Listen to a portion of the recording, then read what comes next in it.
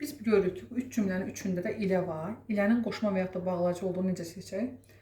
Aydan ilə Aynur oxudu. Uşaqlar çox vaxt deyirlər ki, müəllimə, Aydan və Aynur və ilə əvəz edə bilirəm. Deməli, bu bağlayıcı. Xeyr, bu bağlayıcı deyil. Niyə? Çünki Aydan və Aynur həmcins mübtəda olsaydı, biz burada lar görməli idik. Oxudular olmalı idi. Deməli, bu təkdir. Yəni, belə bir cümlədə Aynur Aydan ilə oxudu. Yeri dəyişib sadəcə. Aydan ilə Aynur oxudu. Yəni, burada qoşmadır. İkinciyə baxaq. Aydan ilə Aynur oxudular. Baxıram ki, həmcinslik var. Və ilə əvəz edə bilirəm. Və sonluqda lar şəkilsini görürəm. Aydan və Aynur oxudular. Aydan ilə Aynur oxudular. Deməli, burada bağlayıcıdır.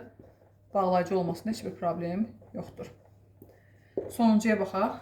Aydan Aynur ilə Səmanı çağırdı.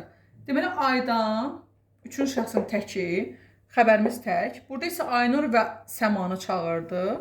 Bu da bağlayıcı.